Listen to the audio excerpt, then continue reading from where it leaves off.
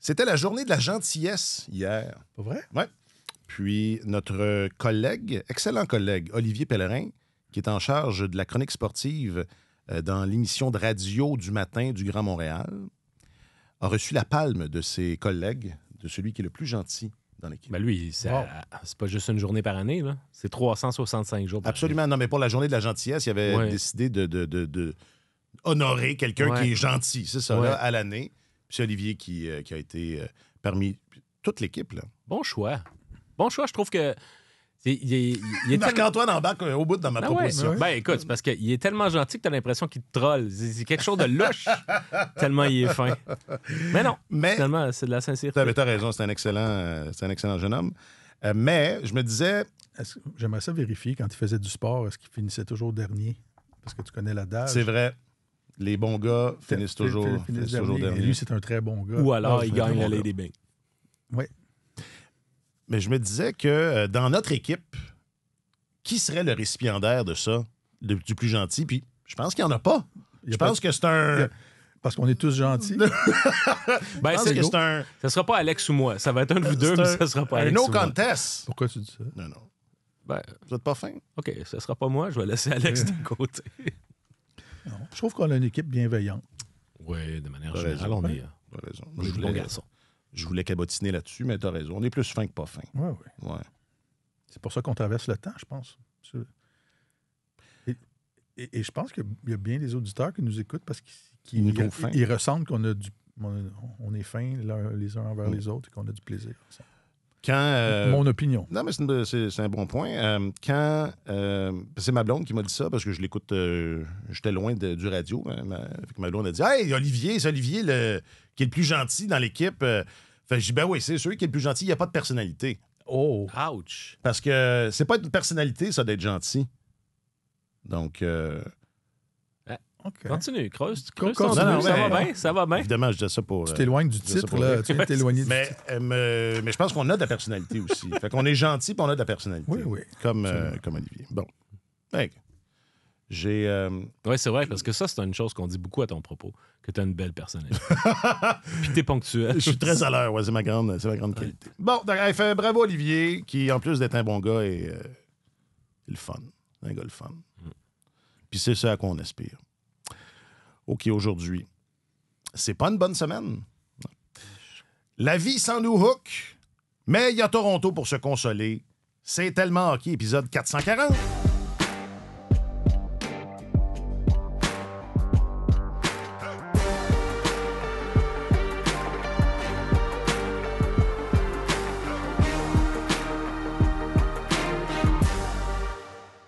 Je pensais que vous le défendriez quand j'ai dit ça. Il n'y a pas de personnalité. Vous avez on dirait que ça vous a choqué. Ben, ça nous a choqué. Ben, j'ai ça. Mais là... on voulait voir jusqu'où tu allais aller. C'est ça. Vous m'avez laissé avec mon... C'est quoi j'ai, en tout cas. Marc-Antoine Godin, votre journaliste affecté aux affaires du hockey. Salut, Marc-Antoine. Excellent matin, messieurs. Merci. Martin Leclerc est votre chroniqueur principal au service des sports. Salut, Martin. Bonjour, messieurs.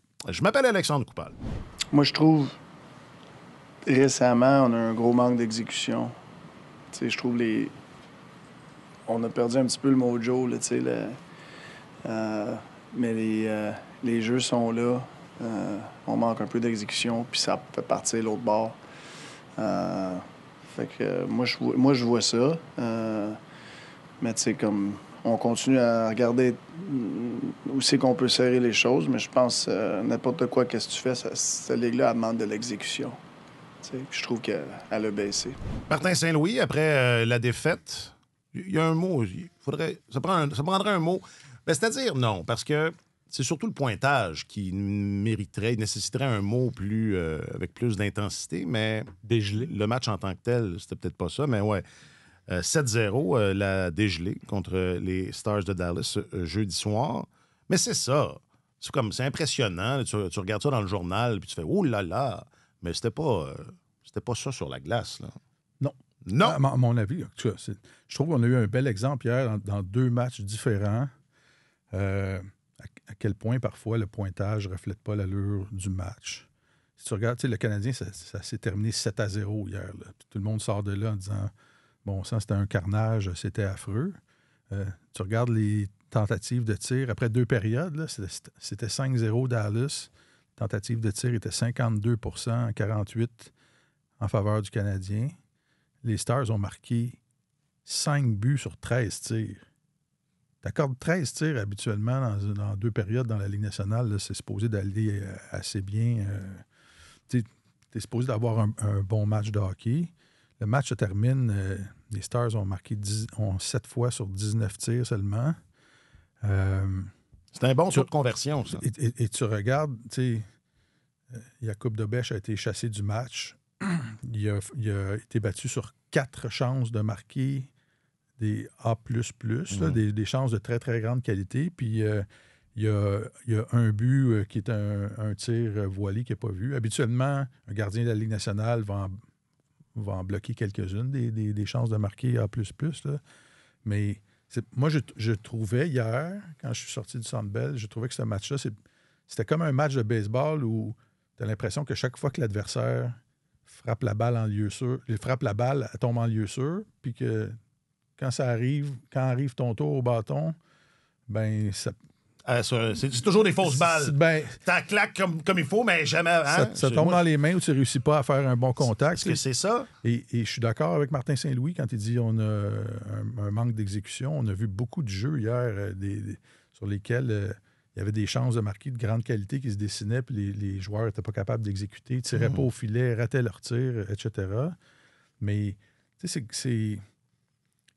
Quand tu reçois 2-3 coups solides dans un combat de boxe, là, que tu te fais ébranler 2-3 fois, c'est difficile à un moment donné de remonter la pente. Puis quand ton gardien n'arrête pas les rondelles, disons les choses, là, à un moment donné, ça va en pente descendante, puis tu t'écrases. Fait que c'était pas un bon match canadien, mais c'était pas aussi à sens affreux. Oui, c'est ça. Ben non. Et c'est ça que je voulais dire. Tu sais, je disais, on a eu un exemple de 2 matchs. Je te laisse la place, Marc-Antoine, mais j'avais commencé avec une idée. Les Maple Leafs, hier, ont perdu 4-3 contre les Kings de Los Angeles. Est-ce que c'était je pense en prolongation. Mais en tout cas, ça a fini 4-3 et c'était le match le plus à sens unique de la saison dans la Ligue nationale de hockey. Ils ont eu quelque chose comme 28,1% de possession de rondelles dans ce match-là, les Maple Leafs. Ouais. Alors, ils ont 15 tirs dans la rencontre. Ça se termine 4-3. Tout le monde sort de là en disant, bon, mais c'était 4-3, mais ils n'ont pas touché à la rondelle de la soirée. Je trouve pas que c'était ça hier, mais je dis pas que le Canadien joue bien, mais c'était pas... C'était pas un 7-0. Il y en a qui ont fait référence, je ne sais pas dans quel texte j'ai lu, mais à ces quelques dégelés de l'an passé, à ce temps-ci de l'année à peu près, pas la même affaire. Non, mais écoute, c'est juste que à un moment donné, les dégelés, des fois, sont partie prenante d'une série de défaites. Puis ce qu'il faut regarder surtout, c'est est-ce que ça va mener à une série de défaites ou non. Dans quelle mesure le Canadien est capable d'éviter de s'enliser. Tu disais comme manchette, une mauvaise semaine. Tu sais, depuis la contre-performance face aux Flyers de Philadelphie, où Martin Saint-Louis a dit qu'il s'agissait du pire match de la saison du Canadien, ils se sont repris un brin contre New Jersey, mais j'ai pas trouvé que c'était très convaincant. Ils ont connu un excellent match face aux Mammoths de l'Utah, mais contre les Kings, ça n'a pas fonctionné du tout. Puis là, ils enchaînent avec une défaite de 7-0, donc ils sont vraiment dans un creux de vague. Et ça sera pas facile samedi. Non, effectivement, c'est... Ben, tu sais, on en parlait déjà, le fait que le calendrier du mois d'octobre avait été favorable pour le Canadien, que c'était important qu'ils aient mis des points en banque parce que ça devenait plus difficile à compter de novembre. Puis on le voit, ça n'ira pas en s'améliorant. Mais tu sais, au dernier épisode, vous avez parlé des taux de conversion de lancers. Je pense que ça, c'est le genre de choses à un moment donné où ça va finir par te rattraper. Hein? C'est la loi de la moyenne. Tout ce qui monte redescend. Et... c'est vrai que le Canadien a péché par manque d'exécution dans les derniers matchs, puis n'a pas profité de ses chances. Mais tu regardes un match comme celui d'hier, c'est pas que le Canadien a raté le filet beaucoup plus souvent que d'habitude. J'ai regardé à travers la Ligue nationale, là, bon an, mal an, les équipes ratent leurs tirs 24 à 26 % du temps. Les équipes qui ratent le plus souvent se rendent à 28 %. Mais on est pas mal tout le temps dans les mêmes eaux. T'sais. Puis les joueurs, c'est à peu près la même affaire. Rater ton tir, ça veut dire quoi? De ne pas frapper le filet? Il ne frappe pas le filet, il n'est pas bloqué. OK. Donc, c'est carrément, il a raté le filet. C'est ça. Ouais. Alors, et on en a vu plusieurs sur des belles chances de marquer hier. Fait que là où je m'inscris en faux par rapport à Martin Saint-Louis, c'est qu'il dit, et probablement qu'il est mieux placé que moi pour le commenter, mais il dit qu'à son avis, c'est pas une question de confiance.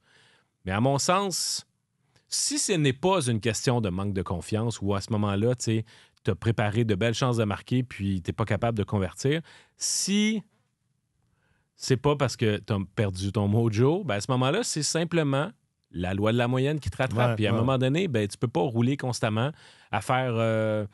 à fonctionner, par exemple, en avantage numérique. Le Canadien marquait un but à tous les 4 lancés. C'était 25 de taux de conversion. C'est intenable, tu sais. Puis dans toute la Ligue nationale, il n'y a personne qui tire moins en avantage numérique que le Canadien. Fait que c'est sûr qu'à un moment donné, ça va finir par les rattraper. C'est une des équipes de la Ligue qui tire le moins, point. Oui. Et c'est une des équipes de la Ligue qui rate le moins le filet. Alors, si tu es pas capable de produire pour marquer des buts, il y a 2 choses. Soit tu marques au volume. Envoie tout ce que tu peux. Non, mais il faut que ça ait des tirs de qualité. Je parle là, tu es capable de générer beaucoup de tirs de qualité puis tu vas avoir un bon volume de buts. Ou il faut que tu battes la loi de la moyenne. Et ça, la loi de la moyenne, dans cette ligue-là, elle te rattrape tout le temps. Puis tu as beaucoup de gars qui étaient nettement au-dessus de la moyenne depuis le début de la saison. Fait que le manque d'exécution dont parle Martin Saint-Louis, oui, il est en attaque dans le sens que, étant donné que ce n'est pas une équipe qui fonctionne au volume, qui se dit, nous, on va privilégier des chances, des tirs de qualité, bien préparer nos chances, puis au moment, on ne gaspillera pas de lancer, mais au moment où on va tirer, on va avoir des chances de marquer. Il y a une mentalité qui semble assez bien répandue au sein de cette équipe-là, puis je pense que la recrue Ivan Demidov en est un bon exemple. Mais ça, c'est l'exécution offensive, mais il y a aussi l'exécution défensive, parce qu'on a vu à plusieurs occasions hier avoir le Canadien qui attaque et qui écrase en direction du filet des Stars, qui laisse beaucoup d'espace derrière lui. La contre-attaque est rapide, puis on cède encore facilement la ligne bleue, puis on se retrouve avec des défenseurs qui sont vraiment en mauvaise position. Lane Hudson a connu une soirée difficile, puis ça n'a pas été sa seule récemment au plan défensif, mais je pense qu'il y a des lacunes au niveau de la façon dont aussi on défend à partir du moment où l'autre équipe reprend possession de la rondelle. Alors, cette exécution-là est au moins aussi importante. Ouais. Mais c'est une équipe qui est vulnérable à la contre-attaque rapide. Des équipes qui ont les outils ou qui pratiquent cette approche-là ont le Canadien, c'est un bon adversaire pour eux. C'est parce que ça demande énormément de vigilance pour que l'attaquant qui est le plus haut dans la zone, celui qui est finalement le plus proche de la ligne bleue offensive, traditionnellement, c'est le joueur de centre, mais ça peut être un ailier aussi. Ça prend beaucoup de vigilance de sa part pour que si jamais le Canadien attaque et qu'un défenseur décide d'appuyer l'attaque, qu'un attaquant soit suffisamment alerte pour pouvoir couvrir les arrières de ce défenseur-là, parce que sinon, ça mène à des surnoms. Et ça, le Canadien s'est fait piéger souvent à ce niveau-là. Mais il est arrivé 2 choses aussi. En tout cas, je trouve qu'il y a 2 facteurs qu'on peut identifier cette semaine. Le Canadien a dérogé de sa façon de jouer. On disait quand le Canadien avait affronté les Prédateurs de Nashville en début de saison, on avait dit il ne se passait rien dans ce match-là. Les Prédateurs voulaient jouer un match défensif, voulaient jouer un match patient. Puis le Canadien a joué ce match-là comme une équipe mature. Ouais. Alors que là, ils viennent d'affronter les Kings, ils viennent d'affronter les Stars, 2 équipes matures qui ne donnent pas grand-chose. Et là, on voit des gars qui essaient de forcer le jeu encore. Juraj Slafkovský qui essaie de faire des jeux en arrivant à la ligne bleue puis qui cause des revirements. Vous parliez de Lane Hudson, qui était hypnotisé par la rondelle en zone offensive quand Tyler Seguin est parti derrière lui puis qui s'est fait battre puis ça a mené à un but. Martin Saint-Louis parlait des actions qui aident l'équipe. Le premier but du match, Kirby Dach, une punition absolument inutile contre un avantage numérique qui était à pas loin de 40% depuis le début du mois. Fait que c'est des petites choses comme ça. Puis l'autre facteur, c'est que le Canadien vient d'affronter coup sur coup 2 des 4 plus costauds d'équipes de la Ligue nationale. Puis je pense qu'ils ont de la difficulté contre ça. Quand ils jouent contre une équipe qui joue du gros hockey lourd, ils sont un petit peu plus vulnérables à ce type de hockey. Et dirais-tu que c'est un élément qui a eu un impact en série en première ronde l'an passé? Est-ce que c'est quelque chose de pas une tendance, mais je dis dis ça. Mais ils ont été confrontés à ça. Ça serait une tendance. Là. On a vu comment cette série-là a été disputée, là, mais c'est ça. Moi, je vais prendre une note à chaque fois que le Canadien joue contre une des équipes les plus costauds de la Ligue. Pour voir. Mais j'ai trouvé ça flagrant cette semaine. Les grosses équipes lourdes.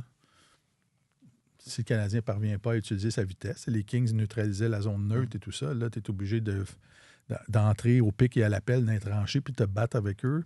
C'est peut-être plus difficile. Envoyer la rondelle derrière les défenseurs, ça a été un aria là, contre les Kings. Ça a été très, très compliqué. Puis ils n'ont pas réussi beaucoup mieux non plus contre les Stars. Quoique, tu disais, les Stars, c'est une équipe qui ne donne pas grand-chose. Cette année, ils en donnent quand même beaucoup plus que par les années passées. Peter DeBoer avait un système qui était beaucoup plus resserré que ce qu'on voit sous Glenn Gulutzan, mais c'est juste que le Canadien, s'il avait le moindrement profité de ses chances en première période, aurait évité là, ça se mette à débouler. Parce que dans le fond, c'est juste l'idée, c'est est-ce qu'on prend les moyens pour freiner l'hémorragie? À partir du moment où tu donnes 1-2 buts à l'adversaire, es-tu capable de fermer la porte? Hier, ça n'a pas du tout été le cas, puis ils ont comme perdu leur concentration. Ouais. Samuel Montembeault a donné un but sur le premier lancé qu'il a reçu, puis juste son langage corporel, tu avais l'impression que c'était le 6e qu'il venait de donner. T'sais. Mais puis il y avait comme ça a baissé les épaules assez vite. Ouais. Ben, en même temps, tu regardes le tableau, puis... c'est clair. Pas facile. Mais cela étant dit, regardons-en un tableau, là. Ouais. Alors, tout le monde, venez au tableau avec nous. Le classement, là, j'espère que personne ne pensait que le Canadien allait finir en tête. Là. Quoi? Mais ils sont encore là. Non, mais je comprends. À un moment donné, la réalité va rattraper cette équipe-là. Elle n'était pas aussi bonne. C'est ça. Qu'elle nous laissait miroiter dans les premiers matchs de la saison, et elle n'est pas aussi mauvaise qu'on le voit présentement. C'est-à-dire que c'est pas la meilleure équipe de l'association S, mais c'est ça, c'est pas la pire.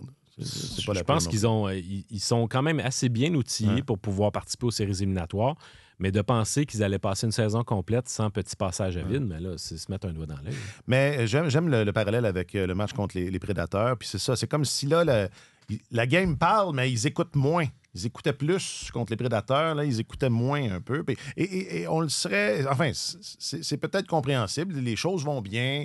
C'était la pétarade, tout rentre. Exactement. Ils sont jeunes. Il y a de l'enthousiasme. Il y a beaucoup de gars dans cette équipe-là qui avaient leur meilleur début de saison en carrière là, jusqu'au début de la semaine. Là. Puis là, tu te mets... Juraj Slafkovský jamais connu un début de saison comme ça. Tu te dis, ça va être incroyable. Let's go. Puis, c'est un des noms que je mentionnais tantôt, là, des gars qui ont commencé à jouer plus en finesse. On le voit moins exceller en échec avant, puis aller frapper les défenseurs adverses, puis créer de la place pour ses coéquipiers. Newhook avait son meilleur début de saison en carrière, etc. Fait que c'est peut-être pas mauvais de se faire amener sur terre, mais moi, je maintiens que c'est une équipe de série. Là. Dans les 60 derniers matchs, ils sont 5e au classement de la Ligue. Là. C'est quand même un bon échantillon. C'est pas la même équipe. Mm-hmm. C'est une meilleure équipe. Mais je pense que les résultats depuis le début de l'année, c'est ça. Ils ont été dopés par certains facteurs. Cette équipe-là n'est pas encore atteint sa vitesse maximale ou n'est pas encore rodée comme elle devrait l'être. Mais c'est quand même une équipe talentueuse. Et on se prend une note là, sur l'aspect lourdeur à suivre tout au long de cette saison. Parce qu'à terme, de toute façon, juste en regardant les chiffres, à terme, c'est une question qu'il va falloir se poser si cette équipe-là... Quand je dis à terme, là, je parle sur une horizon de 5 à faire des dommages en série. C'est une question qu'il va falloir se poser. Hey, Casey DeSmith, on n'aurait jamais dû le laisser aller. L'ancien du Canadien. Est-ce qu'il a eu droit à son hommage sur... Ben non, c'est dommage. Parenthèse, j'ai été surpris qu'on en... Moi, je l'aimais beaucoup. Yoel Armia, j'en ai déjà parlé. Là. Je sais que les avis sont partagés. Mais j'ai été à la fois surpris qu'il y ait son hommage et surpris que les gens applaudissent. Non, mais il a été là pendant 7 ans. Oui, c'est vrai. 7 ans, c'est pas rien. Là. Aujourd'hui, là, ça donne des vidéos hommages là, pour un rien. Voilà. Pour que le gars, il était là pendant 7 ans. Ouais. Honnêtement, mais c'était drôle parce que la foule a été beaucoup plus enthousiaste à son endroit qu'elle ne l'avait été pour le vidéo hommage à Christian Dvorak quelques jours plus tôt, où ça avait été assez tranquille. Ouais, à l'image du passage de Dvorak à Montréal. Là. Ouais. Mais Armia, à un moment donné, c'est parce que c'était comme tout le monde s'est pris au jeu. Les applaudissements n'arrêtaient pas. Il y a même du monde qui se sont levés. Puis Il avait l'air du gars le plus surpris. le plus surpris. Puis c'était drôle. Puis il riait. Honnêtement, c'était attendrissant de voir ça parce qu'il dit tu sais, j'en demandais pas tant. Mais. Vous m'aimiez. Vous m'aimiez. Ben, je pense que il y en a été peut-être. question avec Martin Saint-Louis pendant son le matin de la visite des Kings, puis il disait c'est sûr qu'il y a eu un enjeu communicationnel entre Armia puis le public montréalais au niveau de la personnalité, de laisser simplement de pouvoir être là, être suffisamment à l'aise avec les médias pour pouvoir se faire connaître, que les gens puissent t'entendre, comprendre comment tu penses, etc.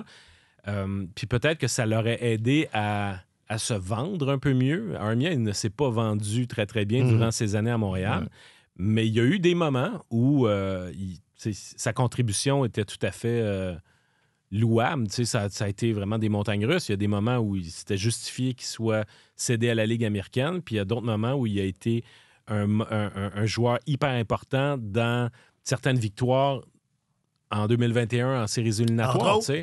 Alors, c'est un gars qui... C'était le fun de voir que la foule disait, OK, même si par moment, il a été notre souffre-douleur, on salue sa contribution, puis c'est ça. Ah non, son visage valait 100$. Pourquoi t'es parti, Yoel? Je cabotinais en parlant de Casey de Smith. Est-ce qu'on a une situation? Là? Est-ce qu'on a une situation avec les gardiens? À Montréal? Ouais. Ben, il y en a un qu'il va falloir qu'il arrête les rondelles. Ah, puis c'est drôle, quand tu dis ça, je sais pas, Un des deux. Un des deux. Ah, OK. Je pensais que tu disais il y en a un qui a un problème avec arrêter des rondelles. Non. Il faudrait qu'il y en ait un des deux qui arrête d'avoir un problème avec arrêter. Moi, regarde, je pense qu'on le voit depuis le début de la saison que Samuel Montembeault a des difficultés. Étant donné sa courbe de progression dans sa carrière, je pense que ça vaut la peine de rester patient avec lui puis de lui donner du temps pour pouvoir retrouver ses moyens. Ce qui est problématique, c'est que c'est plus facile de lui donner du temps puis de lui donner de la corde si l'autre gardien performe.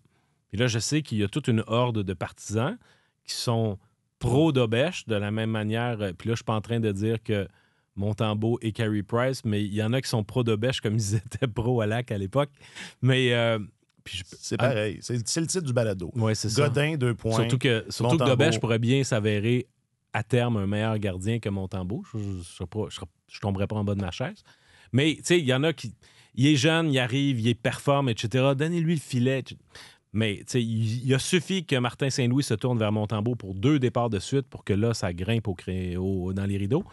Mais c'est un gardien recru. Là. Puis si le Canadien traverse des moments difficiles, c'est pas évident de se tourner nécessairement vers un gardien recru pour dire c'est toi qui vas nous sortir du trouble.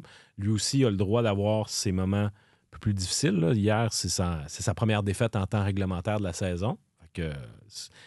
Mais je pense que même si ma boutade, c'est de dire il y en a un qui va falloir qu'il arrête les rondelles, je sais que je dis ça avec un regard très, très sur le moment parce que on prend un pas de recul, puis je pense qu'il y en a un des deux qui va se replacer assez vite. Ouais. Puis, si jamais le besoin est, parce que le Canadien ne traîne pas 23 joueurs, là, s'ils en ont besoin, ben ils ont un vétéran à Laval qui est là pour ce genre de choses-là. Capo Kakkonen, c'est un gars qui peut être appelé, jouer quelques matchs dans la Ligue nationale, faire le travail, puis redescendre après. Il est parfait pour ça. Je lève pas la main pour rappeler Jacob Fowler. Je pense que lui, laissez-le mûrir, là, puis on le verra dans 2 ans, idéalement. Mais quand l'équipe sera plus robuste. Oui, ça aussi. C'est ça.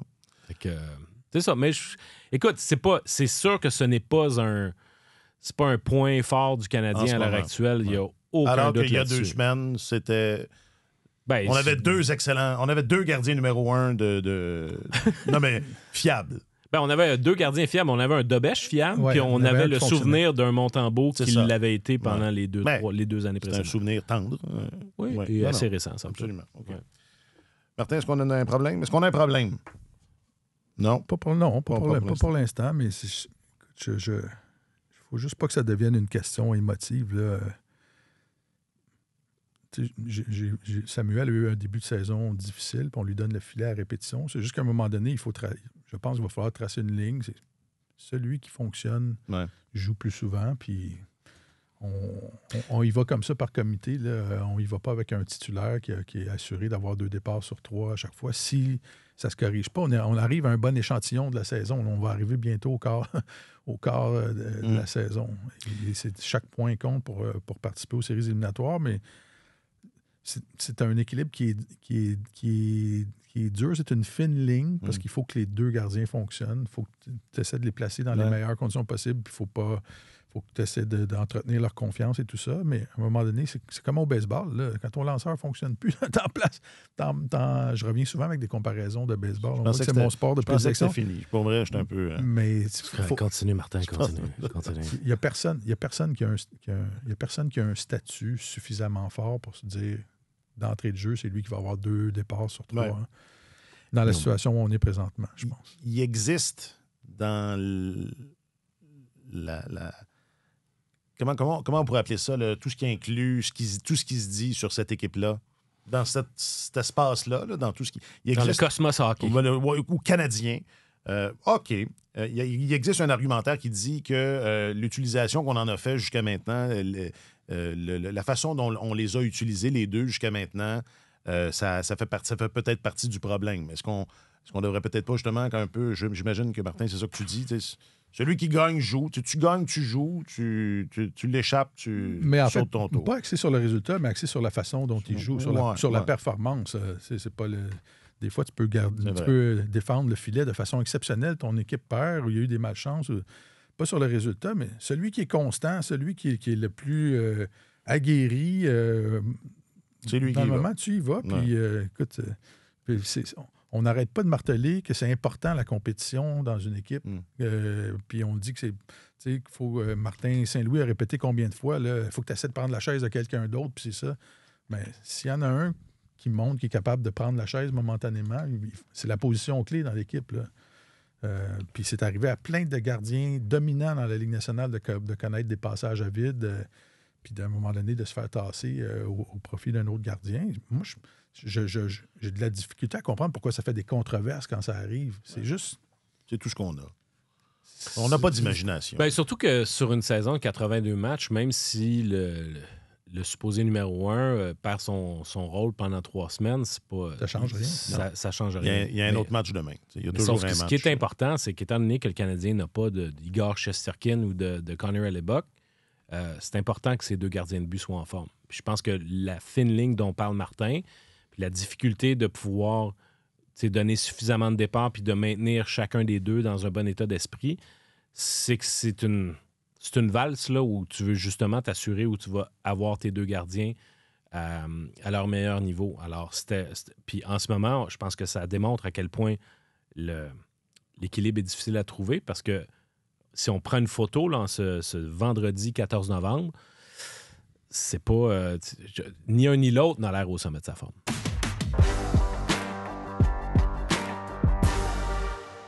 Martin, tu disais, ils sont nombreux dans cette équipe-là à connaître le meilleur début de saison de leur carrière. C'était certainement le cas d'Alex Newhook. C'est un bon sang. Les gars ont de la misère à acheter une pause. Anglicisme, marque déposée. Non, mais je pense à Kirby Dach, que ça y arrive. Ben, ça y est arrivé. Ouais. Là, ça décolle, puis pouf. Caden Goulet. Ça va bien, puis pouf. Parce que là, on s'entend, là. Ça serait très étonnant qu'on le revoie en 2025. Je sais pas, là, je dis ça, je n'ai pas calculé, mais... T'as appelé le docteur Kidam, toi aussi? Non, mais... Genre, je connais pas, non. J'ai beaucoup de difficultés. Il faut que je laisse un message quand j'appelle le docteur. J'ai jamais la ligne, j'ai jamais le direct. Non, mais le docteur Kidam, c'est tout le monde s'improvise. C'est ça. Tout le monde s'improvise docteur.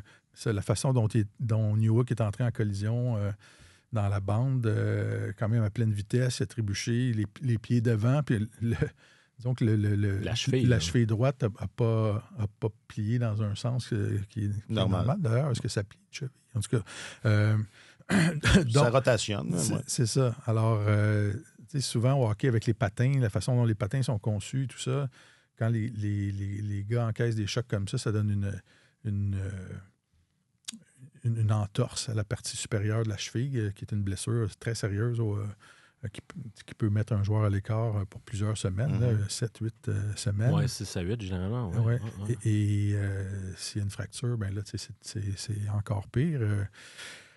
Et ça annonçait pas bien. Hier, Brendan Gallagher, en point de presse, a dit on va le perdre pendant un bout de temps. Martin Saint-Louis est arrivé en point de presse beaucoup plus tard que l'habitude. Là. On a patienté longtemps avant qu'il arrive et il a dit on était en conversation pour savoir qu'est-ce qu'on va faire pour faire des plans, savoir comment on va combler son absence. Fait que, est-ce qu'ils ont eu une conférence téléphonique avec Pascal Vincent pour savoir qui on peut rappeler. Après ça, débattre qu'est-ce qu'on veut exactement là, pour remplacer New Hook. Là.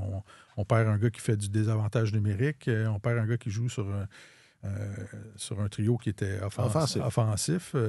Comment on va bouger l'alignement et tout ça. Fait que donc, ça annonce qu'ils sont en train de se préparer et de faire un plan de contingence là, pour voir qu'est-ce qu'ils vont faire avec ça. C'est dommage, parce que non, ça allait bien pour New Hook. Puis, absolument. En tout cas, moi, je trouvais, comme vétéran, flanqué de 2 recrues, je trouvais qu'il se comportait bien. Il avait l'air à embrasser son nouveau rôle de joueur avec des missions plus défensives et tout ça. Puis il y avait du succès en attaque. Alors, ça va être... on parle de la profondeur. Martin Saint-Louis parle souvent, dire c'est la première fois que j'ai autant de profondeur sur mon banc, tout ça. Mais quand tu 2 blessures. Quand tu enlèves, c'est ça, quand tu enlèves un petit morceau aussi, là, tu te rends compte qu'il y en a peut-être pas tant que ça. Ouais. Alors, Marc-Antoine, qu'est-ce qu'on fait? Ben, une fois là, qu'on a, qu'on a trouvé ça plate, là. Une fois qu'on trouve que c'est plate, là, qu'est-ce que... Je suis pas certain qu'avec le Rocket de Laval, il y a le remplaçant nécessaire pour le poste qu'occupait Alex Newhook, parce qu'on a ici, c'est à la fois un ailier et un joueur de centre. Mm-hmm. Gaucher, qui est capable de jouer en désavantage numérique.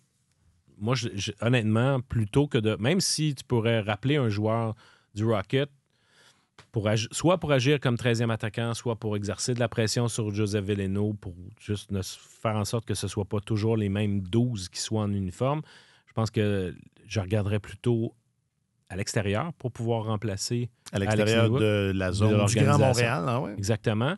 Et plus précisément, du côté de Toronto, il y a aujourd'hui même David Kampf, dont le contrat est racheté. Ouais. Il est... en fait, il est résilié, son contrat. Il est placé au ballottage dans le but que son contrat soit résilié.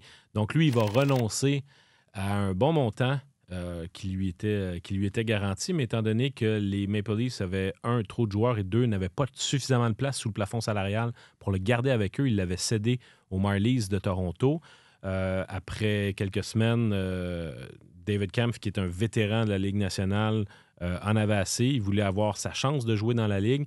Puis finalement, il préfère renoncer au contrat qui lui était promis. Il a dit « libérez-moi ». Libérez-moi. Puis à ce moment-là, il y avait toute une question autour d'un bonnet à la signature. Si le contrat était résilié, est-ce que les Maple Leafs allaient récupérer une partie du bonnet à la signature ou si finalement cet argent-là allait quand même rester à Kampf? Finalement, ça a été réglé.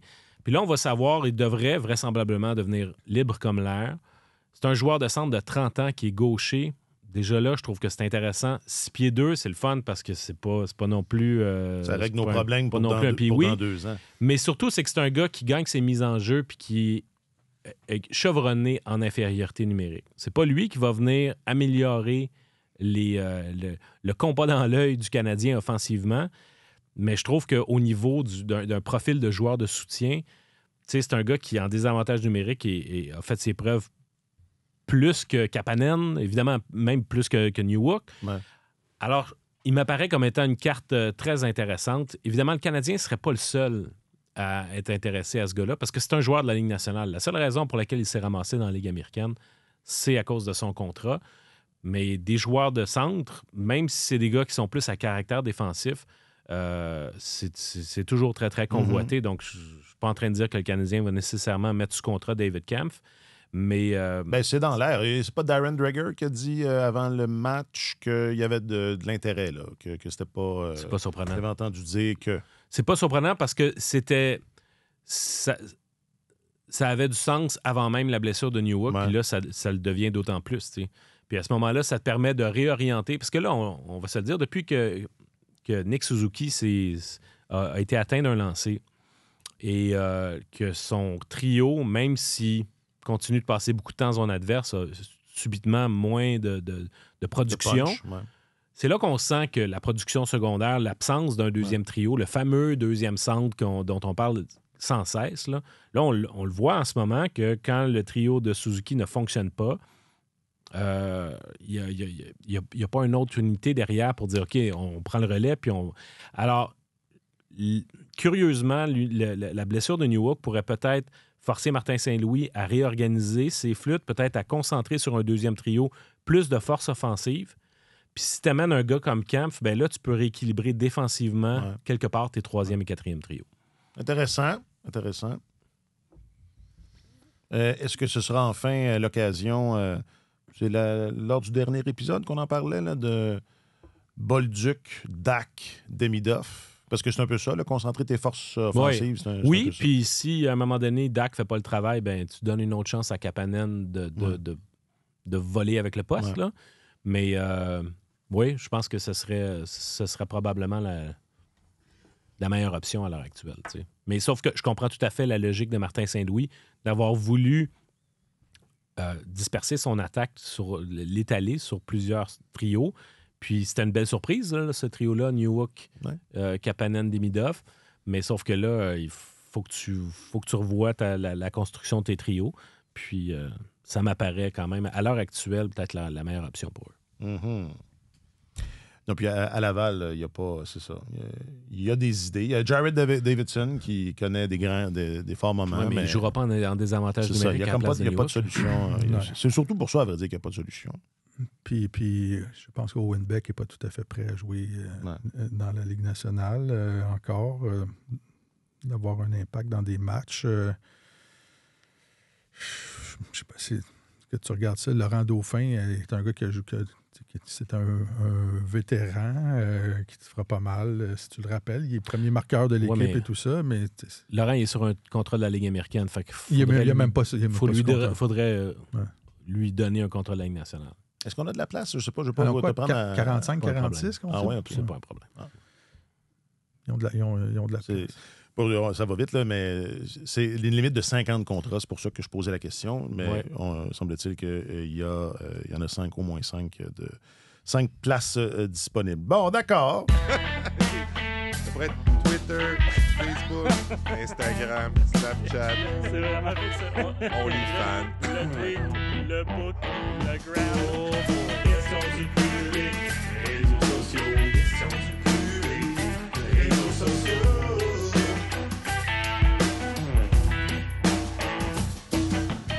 Questions du public, réseaux sociaux. Bon, Martin, tu le disais, on approche le quart de la saison. On approche la Thanksgiving américaine aussi. On devrait faire comme le Journal de Montréal, puis célébrer. Tu sais, quand c'est un 10e anniversaire, mettons, je sais pas, c'est le 3 octobre, ils commencent à faire leur série d'articles au mois de juin. Là. On devrait faire ça aussi. On devrait faire tout de suite la... C'est une marotte. Ce serait réglé. Non, mais moi, ça me... trucs...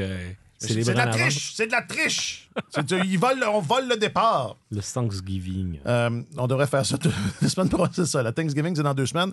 On le fait la semaine prochaine. C'est du contenu gratuit, ça, en journalisme, de regarder les éphémérides puis de dire OK, il s'est passé telle chose, on va faire un dossier là-dessus. D'ailleurs, toutes les ouvertures vont être... Tu sais, j'avais la journée de la gentillesse, là. Ouais. Préparez-vous. Préparez-vous. Il va y avoir beaucoup de ça. C'est la journée de la pizza. Et puis, avez-vous mangé de la pizza? Aimez-vous ça, la pizza? Ça va être bon. C'est la journée du coussin au Stade olympique. Aimez-vous ça, les coussins? Bon, on a demandé donc via les réseaux sociaux de Radio-Canada Sport et du TikTok officiel de Tellement Hockey. Quelle est votre opinion la plus controversée sur ce début de saison de la LNH? Beaucoup d'affaires sur le Canadien. On allait à la pêche un peu pour des affaires plus générales, mais quand même. Donc, sur le book, Harold, que Montréal va faire les séries. Opinion controversée. Donc, je suis pas sûr. Que Montembeault n'est pas numéro 1. Il y a beaucoup de ça aussi. Ça, c'est Pierre sur Facebook. Louis-Philippe, qu'il est préférable... Ah oui, ça, j'ai trouvé ça intéressant. Qu'il est préférable pour le Canadien qu'aucun de ses joueurs n'aille aux Jeux olympiques. Puis c'est revenu ailleurs. Comme si c'est une équipe qui n'a pas les moyens de pas reposer ses meilleurs éléments ou un affaire de même? Je sais pas.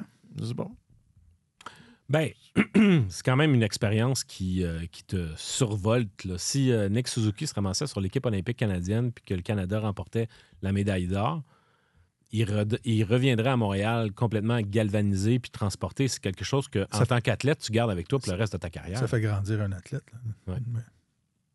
OK. Opinion controversée en ce début de saison sur Facebook. Ça, c'est une vraie. Louis-Philippe, que Gritty est une meilleure mascotte que Youpi. Hein, c'est c'est controversé. c'est controversé. C'est ça qu'on cherchait. Et il y a beaucoup de choses. Je vais y venir. Faisons les choses dans l'ordre. Sur TikTok, Arès, les Panthers vont manquer les séries. Est-ce que ça se peut, ça? Et que le Canadien va finir premier de l'Atlantique. Ouais, c'est ça. Oui, c'est ça. Et une petite dernière sur le Gram, que Michel, il y a beaucoup de trucs qui concernent les Leafs, puis justement, on va en parler. Michel, sur le Gram, que Craig Berube va démissionner juste avant Noël et se faire embaucher par Edmonton juste avant le jour de l'an. Ah tiens, Monique sur le Gram, les Oilers vont manquer les séries. OK. Ça aussi, c'est assez Ça serait controversé. spectaculaire. C'est assez... Mais c'est ce temps de l'année où est-ce qu'on se pose cette question-là. Ça arrive, c'est comme ça. Si le passé est garant de l'avenir, c'est comme ça que c'est dans cet ordre-là. Les Oilers ont souvent des difficultés à ce temps-ci de l'année. C'est pas. C'est ça. C'est une tendance lourde. Voilà. Les Panthers ont commencé tranquillement la première moitié de saison l'année dernière. En fait, la majorité de l'année, ils ont géré leurs forces. Comme disait Alex Kovalev dans le temps, on space. Hein? On gère nos énergies pour s'en garder au bon moment. Ça leur a bien servi. Évidemment, là, ils font un petit peu de surplace en attendant le retour de certains blessés, dont Matthew Tkachuk. Mais je ne suis pas trop inquiet pour les Panthers. Je pense que les Maple Leafs sont plus dans l'eau chaude que les Panthers. Ils le sont.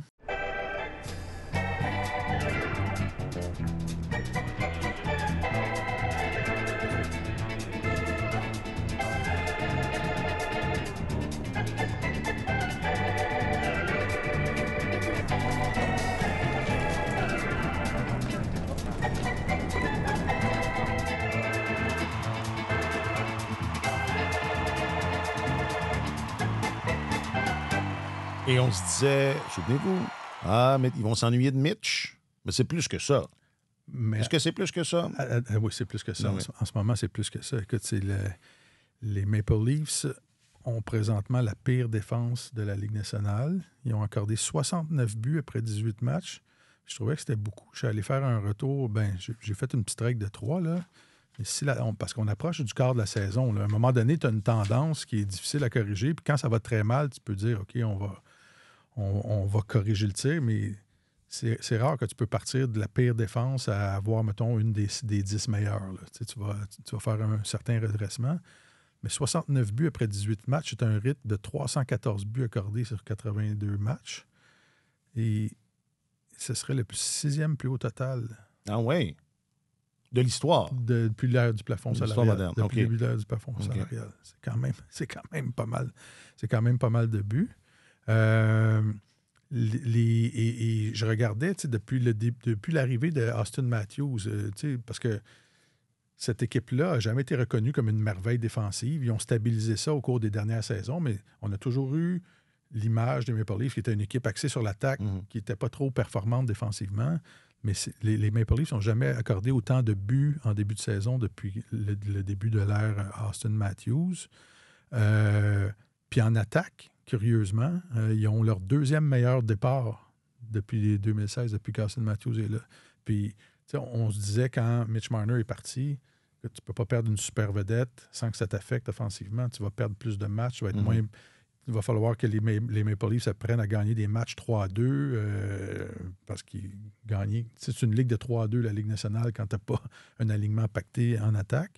Et quand je regarde leur déboire défensif, avec quand même les standards qui me maintiennent en attaque, je me demande si l'équipe, de façon générale, ne triche pas un peu plus pour essayer de continuer à produire comme on produisait avant et qu'on n'a pas délaissé le jeu défensif. Craig Berube, ça fait plusieurs fois qu'il sort dans les médias après les matchs pour dire c'est incroyable comment on joue de façon immature en défense, comment on n'a pas de structure, puis c'est impardonnable.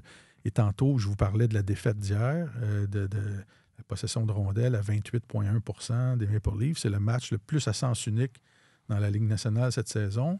Et je lisais, les notes que je t'ai envoyées là, je te les ai envoyées vers 7 heures ce matin avant de venir vous rejoindre à Radio-Canada. Mais quand je suis arrivé ici, je lisais un confrère du site Athlétique qui disait que, outre ce match de 28,1 %, le deuxième pire match de la saison, c'était 28,8 %, puis c'était aussi les Maple Leafs. Donc, les deux matchs les plus à sens unique, ce sont eux qui les ont subis depuis le début de la saison. Là, Austin Matthews est blessé pour une semaine. Leur gardien numéro 1, Stolarz, s'est blessé aussi dans le match de mardi dernier et au jour le jour. Fait que ça va pas bien. Là. Il y a de la turbulence.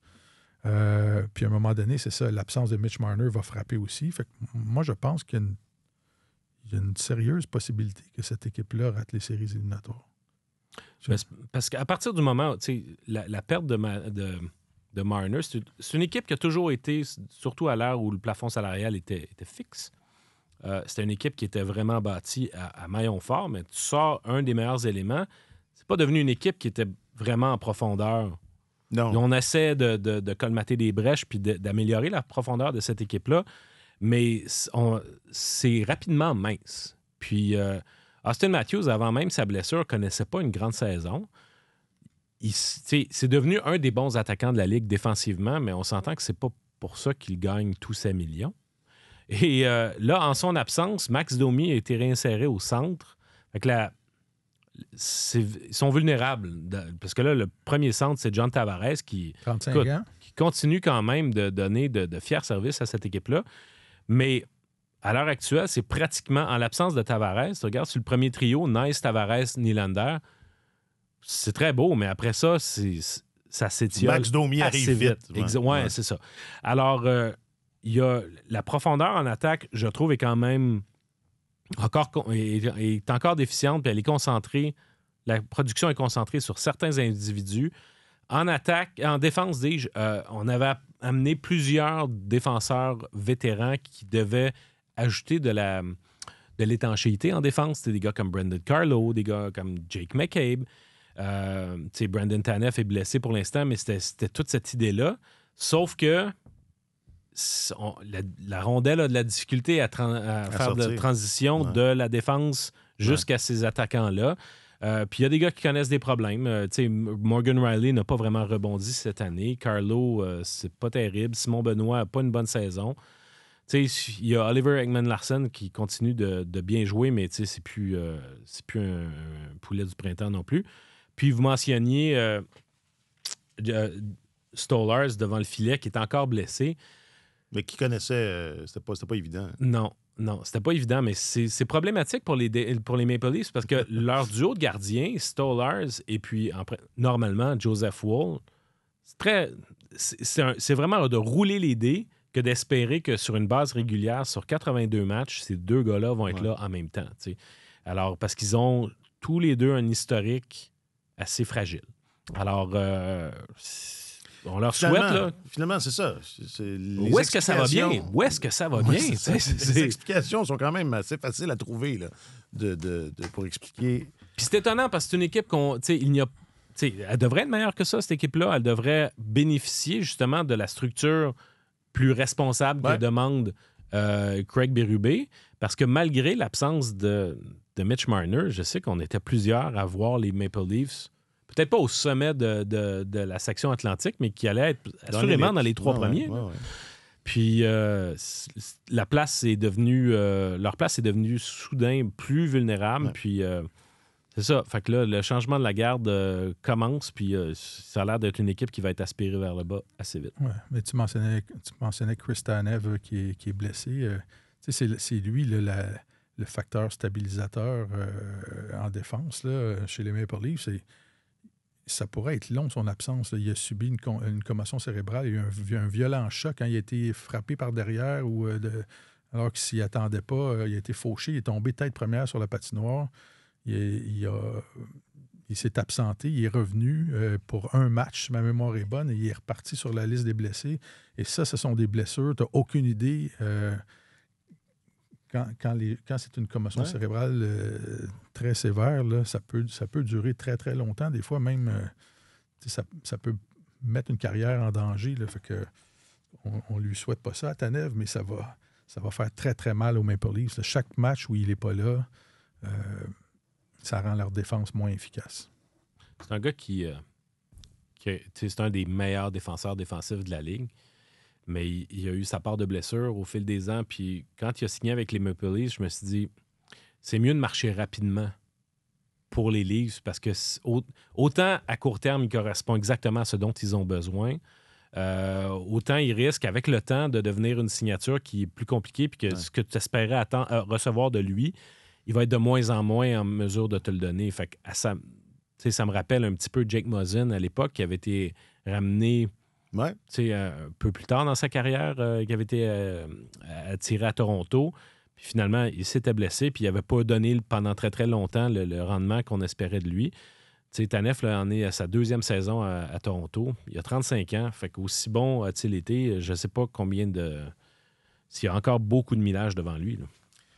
Et Samuel Blais dans tout ça.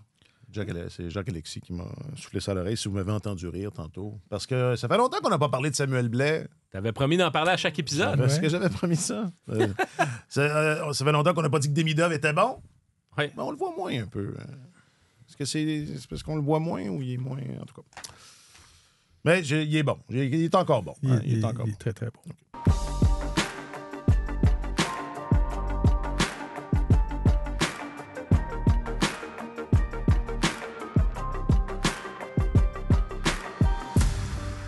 Mais il n'y a rien de ça qui est grave. Parce que les Bruins sont en ville samedi soir. Ça va être bon. Absolument. Les surprenants Bruins. Ben oui, en plus. Écoute, ils ont déjà... On n'est pas rendu à l'Action de grâce américaine, puis on peut déjà dire que leur saison est en 3 temps. Fait que ça va être la valse à Hamilton une fois que ça va être fini, cette histoire-là. Mais je suis surpris. Tant mieux pour eux. Tant mieux pour eux. La Ligue se porte mieux quand les Bruins sont compétitifs. Oui. Puis, ça fait longtemps qu'on n'a pas vu des matchs au cours desquels les Bruins et le Canadien avaient quand même des équipes qui peuvent, plus équivalentes, là, capables de... À un niveau qui se ressemble le plus. Oui. Canadien, Bruins, ce samedi. Quand j'allais au cégep, j'avais un confrère de classe au cégep Pontic. Chaque fois que les Bruins venaient jouer à Montréal, lui puis quelques amis s'achetaient des billets debout là, au Forum. On dit des sièges debout. Des sièges debout. Il était assis debout, c'est ça que ça veut dire. Ils s'achetaient des places debout. Et écoute, leur thrill, c'était d'aller au match, de spotter des gars de repérer des gars qui étaient venus de Boston pour voir le match, puis... Des écœurés. Ils finissaient ça sur le trottoir à se battre avec les gars de Boston. Ah, ben voilà. C'était la belle époque. C'est ça que c'est. C'est ça que c'est, Montréal-Boston. Ouais. Juste pour dire que c'est une rivalité qui dure depuis longtemps. Oui. Non, mais c'est vrai, t'as raison de dire que c'est ça. Ça fait quand même quelques années là, qu'il n'y a pas une des deux équipes qui était clairement supérieure à l'autre. Tu sais, là, on risque d'avoir un bon... Et ce sera peut-être le remède parfait. Le hockey est bien meilleur quand cette rivalité-là existe. Là. Entièrement d'accord. Pas sûr si j'y crois aux Bruins, par exemple. Cela étant dit, là, on va laisser le temps passer un petit peu, mais je demeure un brin sceptique. Si on reste dans le noir et jaune, c'est même affaire. Même affaire. L'autre équipe en noir et jaune, pas sûr que j'y crois non plus. Le noir et jaune est très tendance au mois de novembre. On verra si... ce sont des couleurs qui seront appréciées. Des couleurs éphémères. Ouais, c'est des couleurs éphémères. Martin Leclerc, tu es notre chroniqueur principal au service des sports. Merci infiniment de ta participation à cet épisode. Bon week-end, messieurs. Et bon week-end à toi. Marc-Antoine Godin, tu es notre journaliste affecté aux affaires du hockey. Merci également de ta participation à cet épisode. Grand plaisir. Jacques-Alexis Bernardin est le réalisateur de Tellement Hockey. Merci beaucoup, Jacques-Alexis. Merci à vous tous et à vous toutes d'avoir été là. Je m'appelle Alexandre Coupal. Bon week-end. Et semaine prochaine, Thanksgiving américaine. Juste dans ce balado-là. Mais on brûle le punch. On fait un spécial Thanksgiving. OK. Sur tous les terrains et sur tous vos appareils, Radio-Canada Sport.